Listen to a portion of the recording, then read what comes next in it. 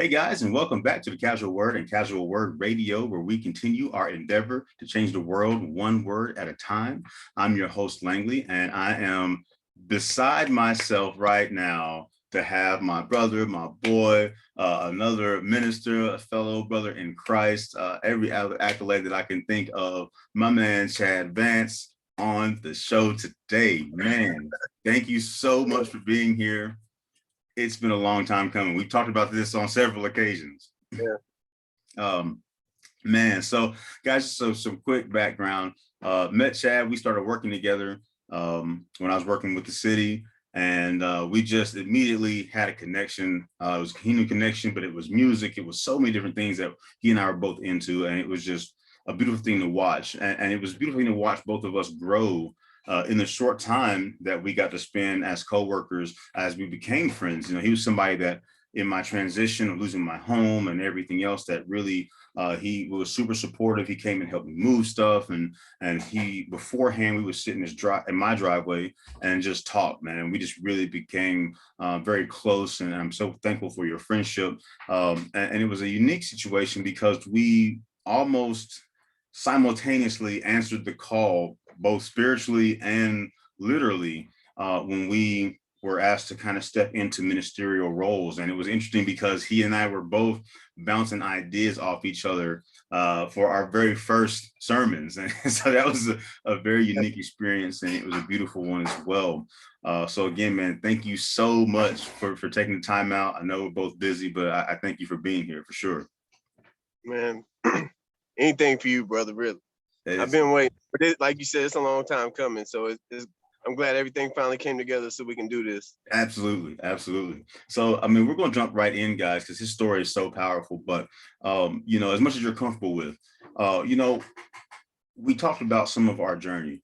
And I'm sure people are curious because, you know, when they see you, they come in the office and they see you, you know, and you're casually dressed, but you're super articulate. You're very smart. You've got, you know, all this IT knowledge. And so it's a book by its cover kind of thing happens, I think, with a lot of people. And then there's that added layer of now it's the ministerial leadership position that you're being groomed for. How does that even happen, man? Let's just go. How does that even happen? I'm still trying to figure it out. I have no idea. No, God is good, bro. We both know this. Yes. I'll never forget, because when you came in the office and you were like, bro, guess what? Your boy got invited to preach his first message. And I'm like, man, it's the best news, but you ain't gonna believe this. Like, they just asked me to do the same thing. Yeah. Man, it was like, that's hard, you know, it was hard to take in all in that moment, but that's gonna stick with me forever. Yeah, me too. That milestone for me, like, it was heavy on me. And when you came in and said that, it was almost like immediately half of that raised up off me. So I'm like, I'm not doing this by myself. At least I see other people stepping out too, you know, because it's a hard step to take at first. It is. Okay, I'm gonna do this. It is, and it's difficult, you know, as young leaders. You know, we're still being groomed. We've got people that we lean on each other, but we have other people who are more seasoned that we lean on, and it's definitely a difficult thing to wrap your head around, you know, because like we still have our natural proclivities, you know, our tendencies and our vices. I think, you know, you hear all the time from ministers that you have to die to yourself, you know, kill that old self. And you can work on that all you want to until you're put in that situation where you're going to be standing there speaking on God's behalf and trying to at least, you know, get what you can and give it to the people. Mine the Bible for these gems and bring it to the people every weekend. Right. You know what I mean? And I don't know, man. It's the most powerful, life-changing thing I've ever been through. And it's only been 6 months. Dude, that's hard to believe. It's only been 8 months since we met. Yeah. That's mind-blowing in and of itself, bro. Yeah, completely. Because we talk about dying to self, and we just talked about on the phone before this a little bit, but like that whole process, you know, when this first became real and the opportunity presented itself, and we sat in your driveway and talked about it for a long time. And I remember, you know, even the little things like, God, I gotta watch my mouth, you know, like, Yeah, yeah.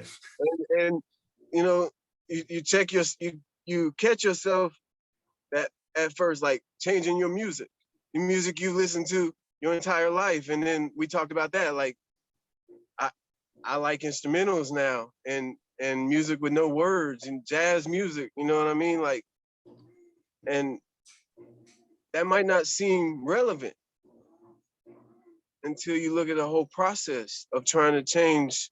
You have to change that person who you've been your entire life. He has to die. Yeah. That's the process. And You're it is killing a yourself process. without taking your own life. And it's interesting that you say that, because that's the part that I think some people oversimplify. And what I mean by that is, you know, they're like, oh, you gotta die to self. And you're like, okay, cool, I can stop doing this. But we always forget about the things that are always going to be with you. You know, there are things that God can deliver you from, like a light switch. Okay, you put it down, it's over. But there are things that you're going to have to work through, like you said, that process. And it's going to be a daily grind to remove certain aspects of yourself, because in essence, you are changing your character because you want to be more Christ-like. Right. Right. You know, and as disciples, that's our mission, Yeah. is to be like him in our ways, our knowledge of the scriptures, everything, all the way to the point of forgiving those that are killing you as they're killing you. Yeah. I just spoke about that a couple weeks ago at the church. You know, we are commanded to love our enemy. That's It's a about the hard one. hardest. It's one of the hardest things on the planet to Well, and then, you know, really do. You know, but and it's necessary. it is. And, you know, I'm thinking about, like you and I spoke earlier, you know, growing up, you and I, you know, cut from very similar cloth, been a lot of same experiences. And you know, we come from a world where it's like, nah, fam, like, you know what I mean? Like, I don't like you. I'm not, if I see you, we're gonna be some furniture moving, like, you know what I'm saying? Yeah, it's straight like that. It's gonna be just like that. When I see you, It's put on, them you up. know, You know what I'm yeah, saying? we're going at If it. there's a problem, that's how we're gonna handle it. And that's exactly that whole scrap all that. You have to start new, you know, start from this new spot. You know, I've been going through the book of Acts, and I think about whenever the angel broke Peter and them out of jail, and was like, go to the temple and preach and tell everyone about this new life. I mean, you know, they were new to it too. Yeah. Like they, you know, when Peter was messing up all the way to the point where they was dragging Jesus up the hill to nail him to the cross. Peter was messing up. Yeah. But then Jesus, you know, showed him, gave him the knowledge, and before you know it, he's standing up there. I mean, giving the word to the people, performing miracles. I mean, to him, it had to seem like, I mean, like, just look at these last 6 months with the transitions me and you were going through. Man, you know, you're like, is this really me? Is this really happening? Yeah, you know, and that's at times, especially whenever we met, you were already doing this, doing your thing, you know, with the social media. And I've never, man, I'm so shy, bro. I've never done this. Right. I've never done this in my life. I've never done an interview, or none of this. But, you know, I'm with it. I support local talent. I definitely support my people. So, you know, I'm open to it. But you were doing it like all the time. And but it was fruitful. You know what I'm saying? Like you're dropping diamonds for these people. You know what I'm saying? Because you were going through some real life altering stuff, bro. Yeah. But you were handling it, and you were still feeding the people. you know, and that's important to maintain that. Even, you know, even like God said, when you're fasting, you're not supposed to act bitter so that people know you're fasting. Right. So when you're going through things, you can't walk around pouting, sour, because you're going through things. You know what I'm saying? Like, and we all have bad days, but you were going through it and you were still being positive, still lifting up the people, bro. And that, I admire you for that.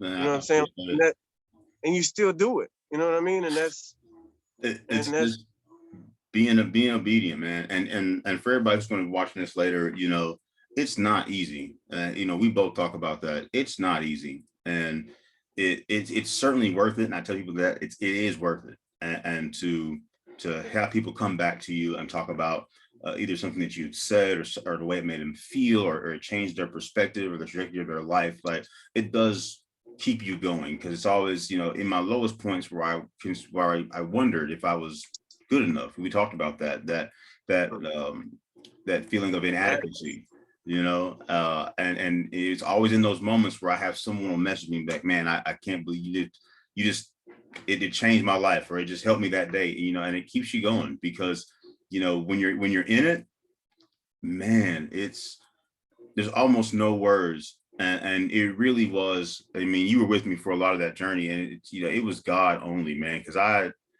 was not here for what I was going through at all. yeah, At I all. know, I know, So I know. And I appreciate like, you. I saw it, you know, I've been through those kind of changes when it feels like your life is just being ripped up by the roots and there's nothing left. I've been through that and I saw it. You know what I mean?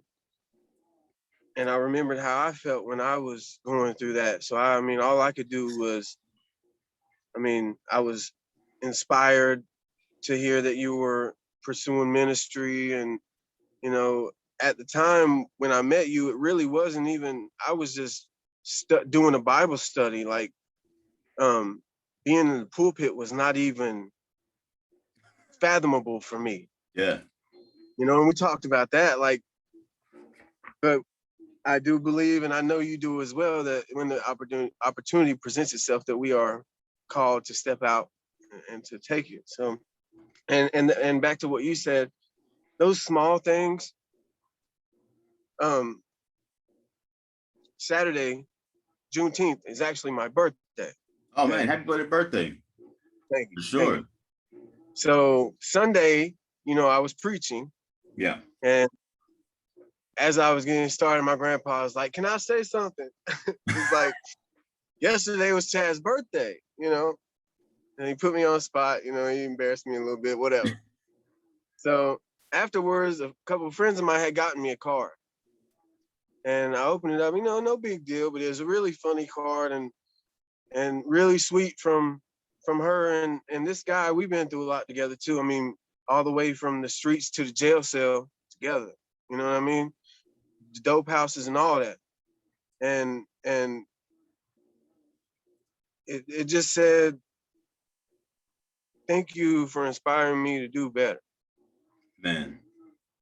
You know, and like, you read that and you think about, it's just a simple, very simple message, very Mm-hmm. nice, you know, heartfelt message.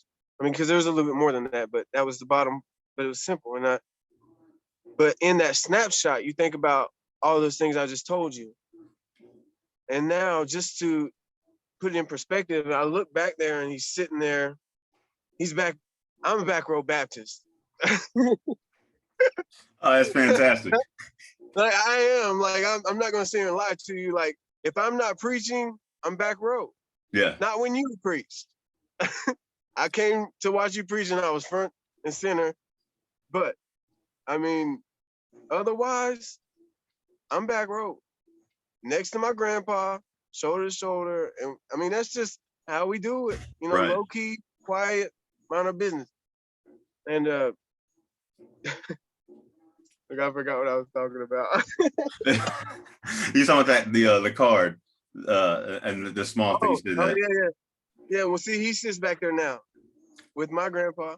You know, so I look back there and there it is. You know, my grandpa, my friends, and it's not like it was. Man. This is brand new.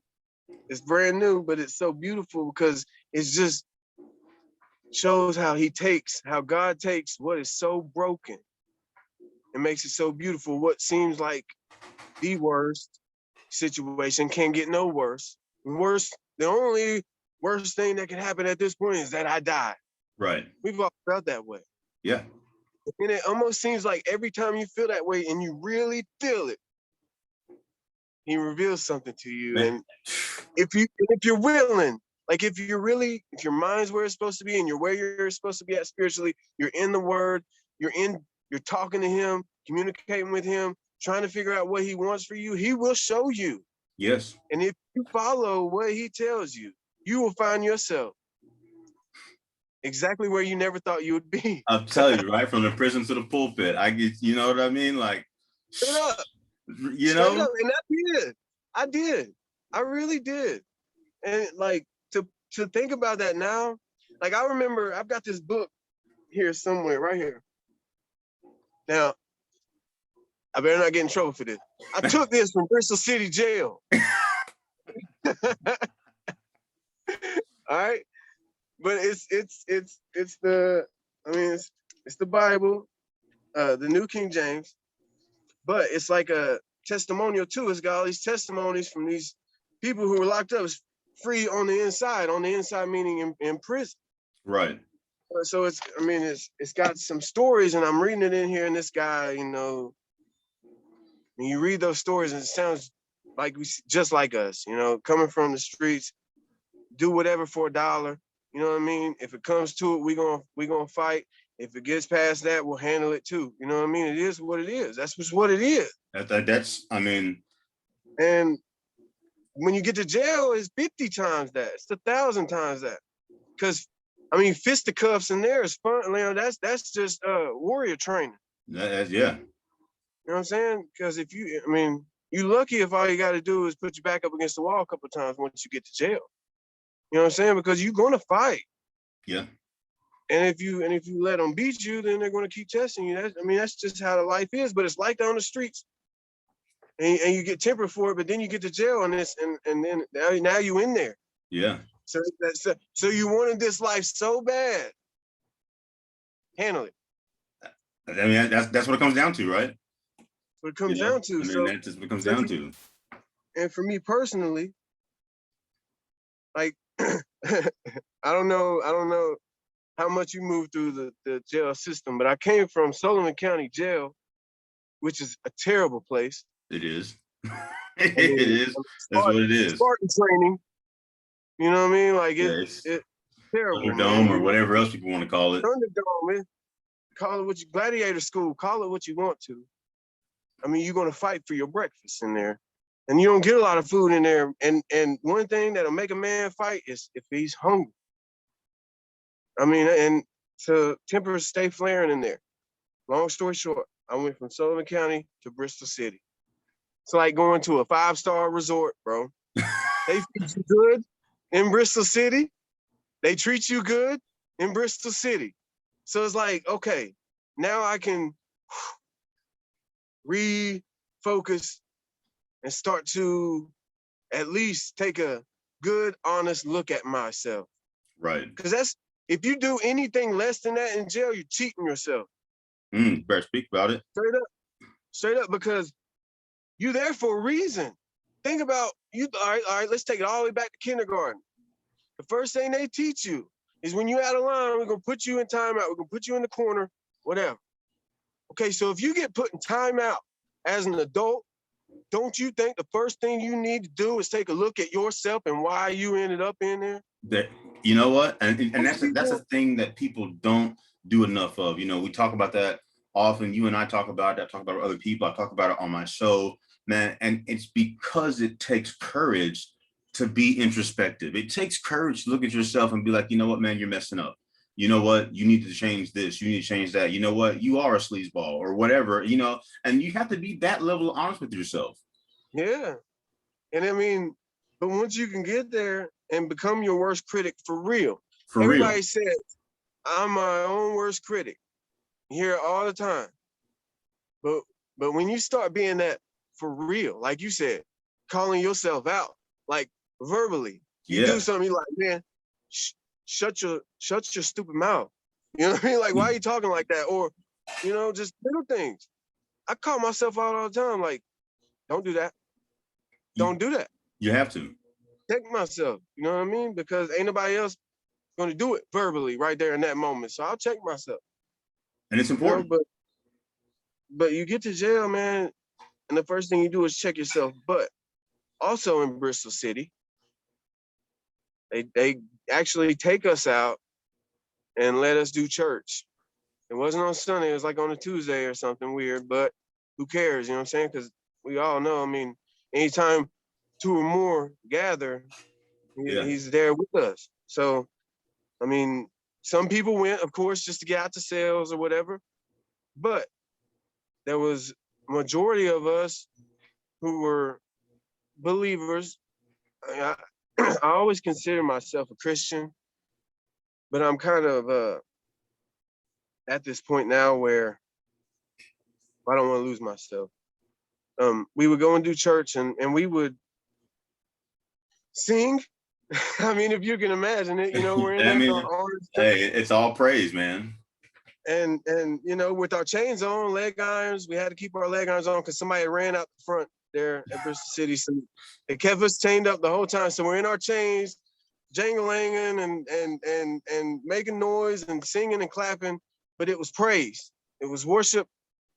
And when I found myself there in Bristol, I'll call it comfortable because I explained the situation coming from Sullivan County. So, I mean, I'm comfortable. It doesn't take long to get situated in Bristol City. Mm-hmm. If you know if you've got a little money on your books, got a little time on the phone, and get a cell with a bunk close enough to the TV where you pretty much got life sewed up in there. Get some commissary and you're good. Right. So I'm in there and I'm comfortable. So, and I've done my due diligence as far as self-reflection. And the only thing I can find that's lacking at this point is my relationship with God. I mean, I've been hiding from God since I was a pup. Yeah. And jumped off the porch. You know, I don't mean to cut you off. I just was thinking about, you know, I talked about the parallel walk that we have, you know, and we talked about how long we ran.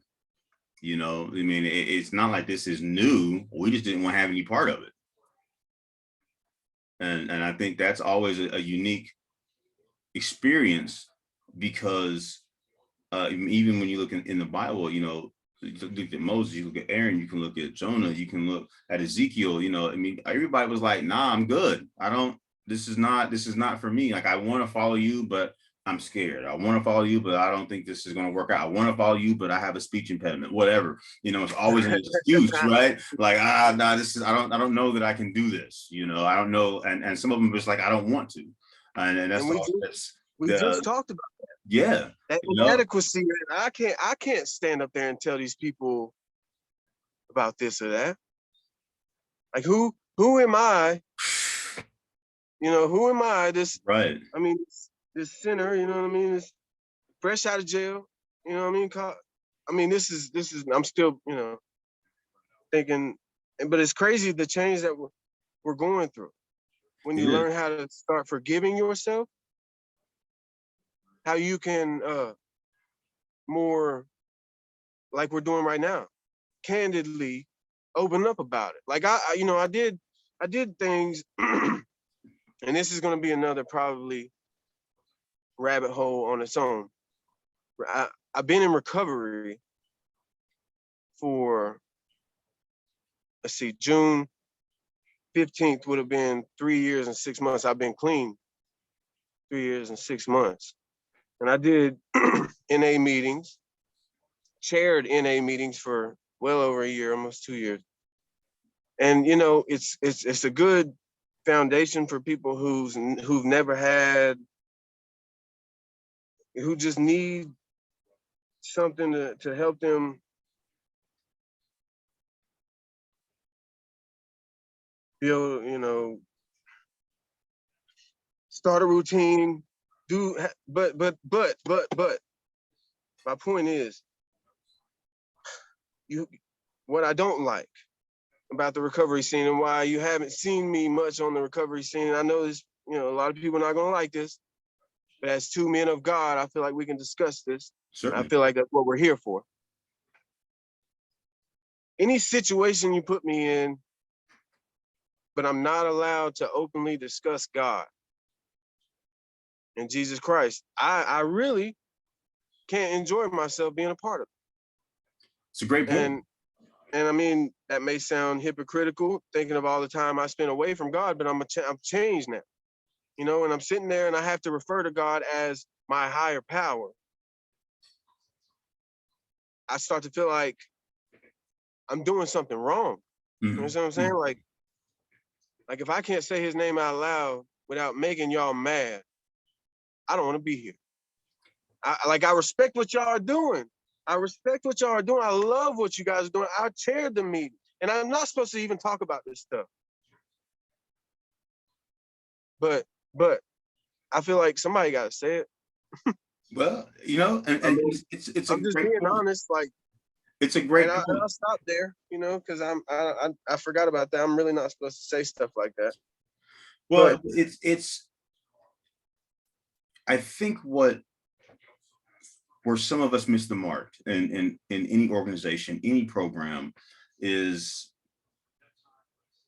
we try to box people in to our version of what we think they should be. And even though we're trying to do the right thing, we are not giving them the opportunity to be that open, vulnerable person like you and I are having in this moment, right? We don't get to be that person that can just open up and pour out and cry out and be completely 100% transparent and talk about your relationship with Christ or lack thereof. And I think that you don't have to believe the same way that we believe. And you guys, I'm an advocate for that. You guys, whatever belief system you have, that's cool.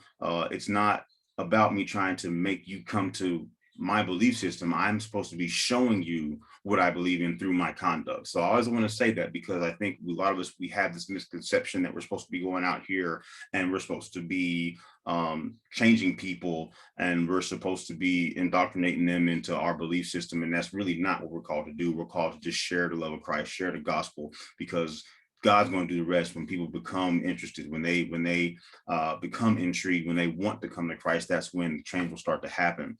And so I think that some of these programs that we're talking about miss the mark on allowing people to immerse themselves into what they're dealing with and then work through it in a way that best suits them. That's a long-winded way of saying it's not robust enough. It's not modular enough to allow a person to, if you believe in whatever you believe in, and I believe in whatever I believe in, and if I need that foundational belief system to help me through my issue, who are you to tell me I can't do that?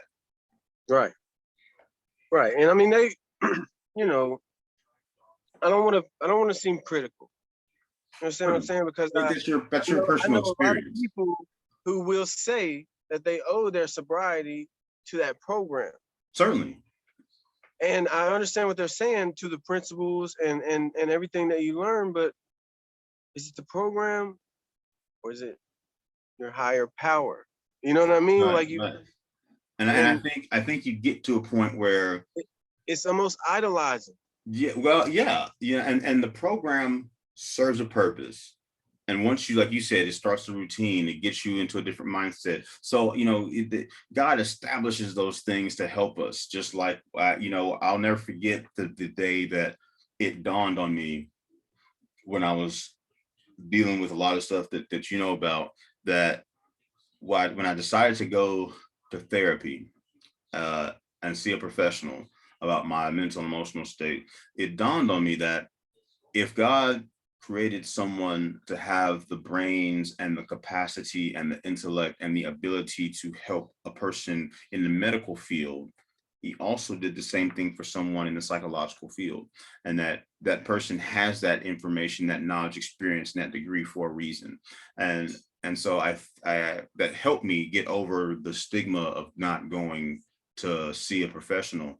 And to your point with some of these programs, I think that they're designed to get you started, and then you need to move into, right, that wean next level. yourself.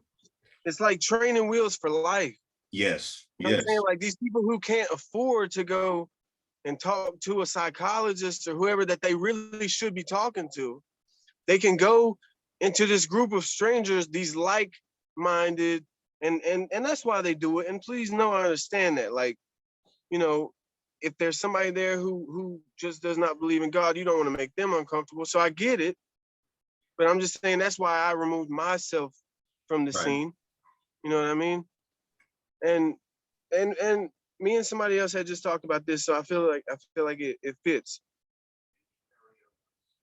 You have to identify yourself as the whole thing you're trying to get past in your life.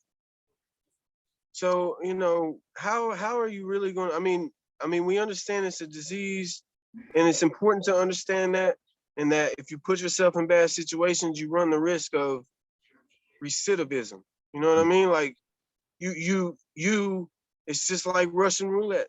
You put yourself in a bad situation, it's just like pulling that trigger, bro. You just hoping there's not one in the chamber. You know Yeah, what I mean? And you got enough willpower to walk away from the situation. Really. So you've got to be your own keeper and say, nah, I better not. They invited me over there. I told them I'd like to go. I'm just gonna hit them up and tell them no, because I probably just shouldn't go over.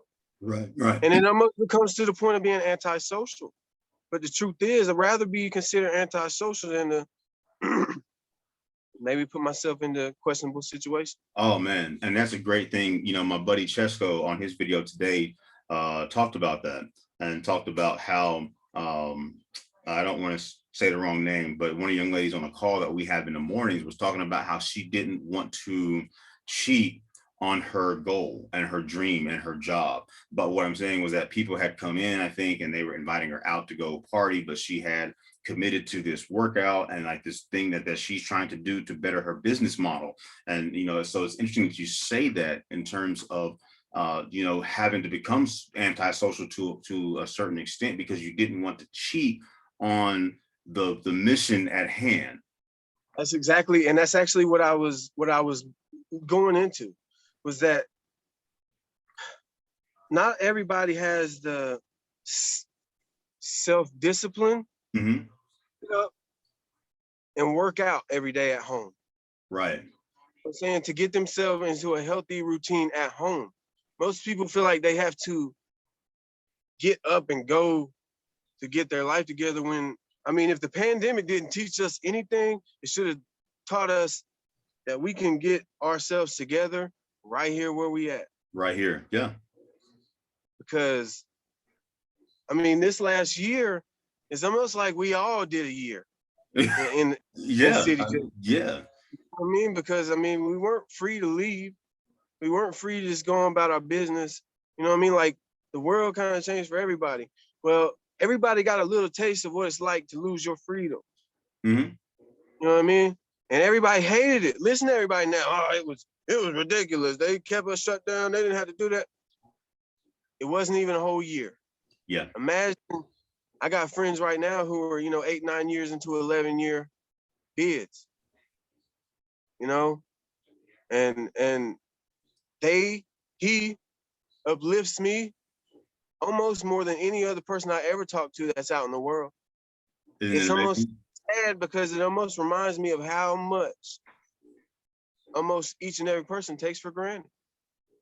And that's something that we have to come to grips with, and in our roles as people who are trying to encourage and uplift, kind of bring it all full circle. It does take that discipline, and it is a surreal moment, and it is something that we should take serious. You and I have been talking about that for some times. You don't believe it, and you're kind of taking a step back, and you're like, man, this is really happening, and you feel that sense of responsibility that, like you said, you've got to be studying, you've got to be, carrying yourself well, you've got to be keeping a positive countenance even when you're in chaos, because people are depending on you. Yeah. And you have to treat your intake of the Bible, just like you do your workout session. I've learned that, like it's sometimes more important for me to get up and at least get some scripture in me than it is to go out there and hop on that pull-up bar. Like some days I'll do one and not the other, and usually it's sitting here and read rather than hop up there. And not for nothing, but it's like the more knowledge I get and really take it in and digest it and keep it, write it on my heart, the more equipped I feel. You know what I mean? It's like the armor, you know All what I the mean? full It's armor. That's it. like And that's man, and that's why it's so important, guys. We'll pause for a moment and just remind everybody. This is why you hear me, you hear him, you hear people I come on with. This is why it's so important to get in the Word. This is why it's so important to be praying. This is why it's so important to be fasting. This is why these things are talked about, because you have to put on the full armor. And in order to put on the full armor, you first have to understand what each component does. Yeah. And it's just it's a process, guys. We just talked about that before he and I got on. It's just that this is a process. Getting to this point was a process for both of us, and we leaned on each other for a great deal of it. And still to this day, we talk and lean on each other and bounce ideas off each other. And it's just something that I think people need to understand, that everything in life is a process. And some of it's going to go faster, some of it's going to go slower, but you still have to work through stuff. You guys heard me talk today about action and about grooming your faith. He was talking about getting in the Word instead of getting on the pull-up bar. I talked about that today in my video. It's you work out your faith just like you work out your body. And the stronger, the more you work it out, the stronger your faith becomes. Because it is the trial, it's the tribulation, it's the heartache, it's the heartbreak, it's the losing everything, it's all those things. But the more you work your faith out, like I said today, the more you use it and reuse it, the stronger it becomes. And that's why you see somebody like Chad, he's in there and in the Word and he's studying and he gets his time. And my buddy Rich, I tried to call him the other day and he was like, "Hey man, I'll hit you back. I'm about to get in my study time." And you have to take it that serious. Yeah. Yeah. And we don't want to make it sound like this is not fear. We talked about that on the podcast yesterday at Broken Church. We're not trying to make you guys afraid, but we're trying to get you to understand that it is something to take seriously, and it is something because it's a guide. It is the life book. It is information. It is uplifting. It is so many things. And if you're just willy-nilly breezing over it, you're not going to get fed and you're not going to know how to defend yourself when things happen. Right. And defend yourself. I like that choice of word, because I just did a Father's Day message this past Sunday. And I'm going to kind of, I know we've been all over the place. This is how I am. You know me, bro. But I'm going to try to, for the people who don't know, I'm going to go ahead and try to give a straight line on my story, because I know that's. But I did a message on the prodigal son, the forgiving father, is what I like to call it. But the prodigal son, I can relate to that on a lot of levels. But you say you get out there and defend yourself. Well, when you go out into the world, kind of like the prodigal son did, you think you know it all. Mm-hmm. It's not till you hit the bottom when you realize, okay, I really need help right now. You know what I mean? And that's kind of my story in a nutshell. Like, we already kind of established, we just kind of came up in the streets, and that leads to, certain things, and found myself in jail. I turned to God. And when I say I turned to God, like, I already knew God. I was baptized as a young man, 8 or 9, 7, 8, 9 years old. But I confessed, and I knew what I was confessing. I knew who Jesus was, my grandfather and my dad. my grandfather had me in church at a young age. My dad, we didn't go to church all the time, but he knows the Bible. Mhm. And if I anything I was going through in my life, he always had a scripture for it. Always off the dome. You know what I mean? He wasn't going and looking for it. He would say, the Bible says this.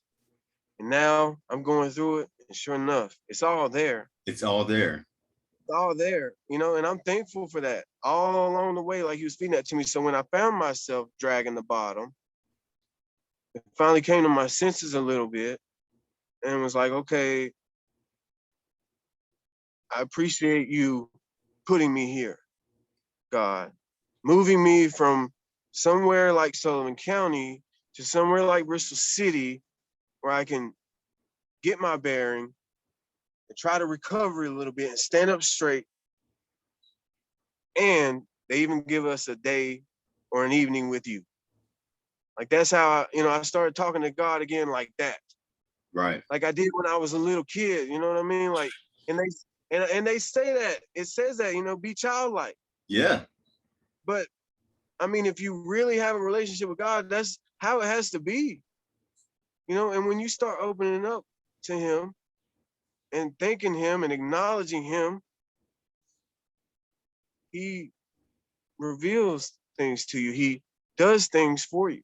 Absolutely. And it's like, everybody, you tell people that, and some people kind of look at you crazy because like make it sound like, he's, like ghost hands and you say you need $100 and $100 flow. No, it don't work like that.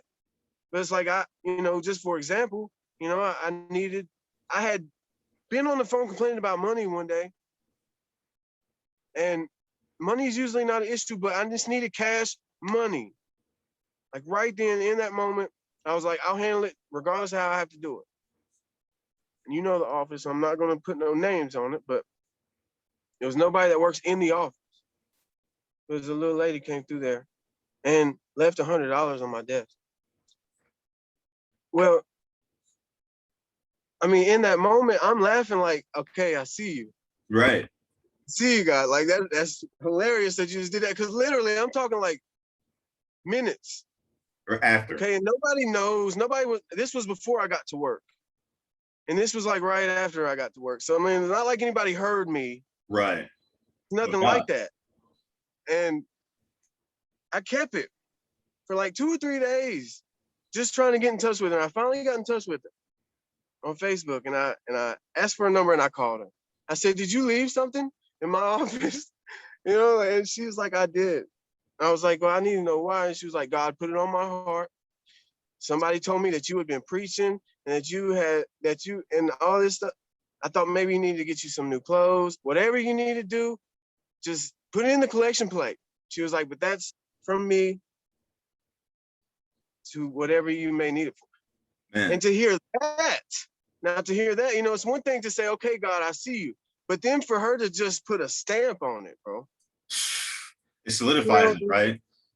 And, there's a million people that say, "Oh, well, that's just a coincidence." I don't believe that. You can't convince me of that. You cannot. You cannot. And we can sit here and we can probably regale people for hours on just time after time after time where things like that have happened, and because I can remember, I've got lots of similar stories, man. And it's just it.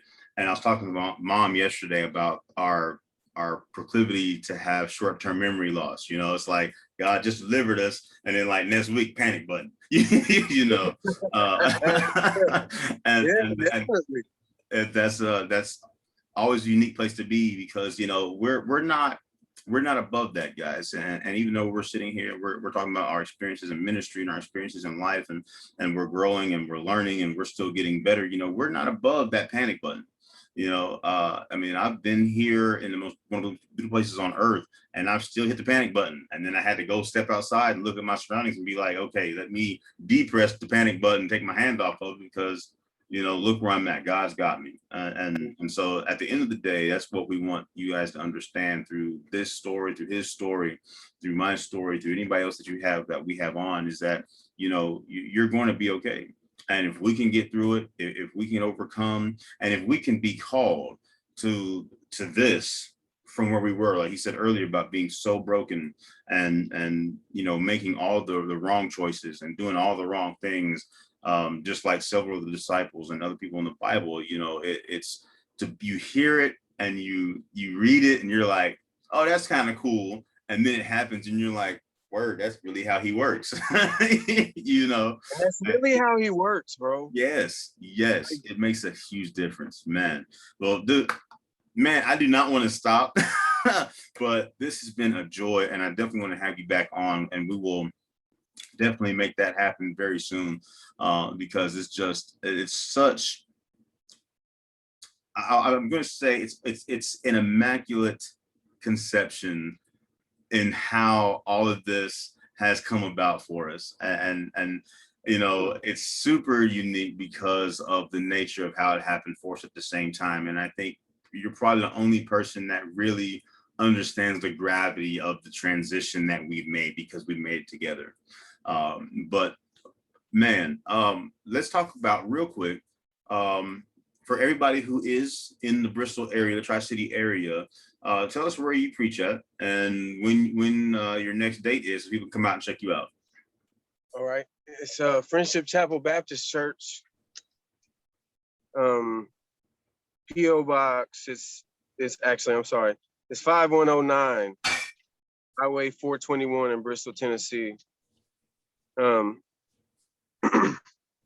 It's just a little, I mean, you've been there. Yeah. It's a little out in the middle of nowhere, country church, like it's the last place, but it's nice, man. It's good people, and it's just a place. It's a beautiful drive out there, and by the time you get out there, we just worship God. We study the Word and we worship God, and it's a great place to be. If anybody wants to come, hold on. The third Sunday in July, I believe, is the next time I'm preaching. I always put it on Facebook. Good. I mean, I don't do social media much, so I hop on there real quick and put when I'm preaching. But yeah, I think it's the third Sunday in July. I think I got a little time off. I'm pretty sure. I'll get back to you on that for sure. Awesome. Well, man, listen. You know how it is right now. It's kind of on the fly thing. It is, but it's coming more frequently. So I'm definitely looking forward to catching. 12 times this year already, man. Man, that's insane. But I'm thankful, for the opportunity, because I'm growing spiritually, bro. And that's it. At the end of the day, that's the most important thing, is you to grow as an individual, so that we can all grow together. And that's what we have to do. So, man, thank you again for taking time out of your day, taking time out of your evening to be here with me today, man. I miss you. I love you, man. And I'm thankful to see you still doing well and things progressing. And you look great. And man, I can't wait to catch up with you when I come in town, for sure. Yeah, same, bro. Same. Keep doing what you're doing, man. You inspire me. And we'll do this again, man. Like I feel like I just kind of. That's all right.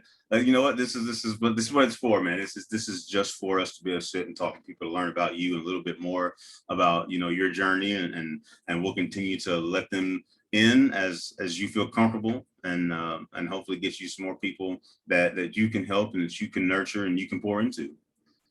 So, man, guys, as always, let's remember that the 60 Days of Casual Word is available on Amazon. Guys, you can check us out on all social media platforms. Like, share, subscribe. Check this out on Anchor, Spotify, Apple, Google, anywhere you get your podcasts. We're also on YouTube with the Casual Word. Chad is on Facebook, Chad Vance.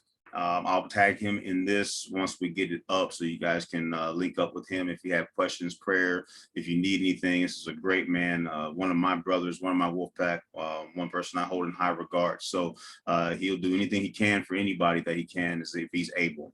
Guys, we thank you for your viewership. We thank you for your support. We thank you for your blessings as we continue to try and be a blessing to you. And as always, let's change the way that we think, so we can change the way that we live. Until next time, stay blessed. Thanks, brother. I love you, man. Love you, man.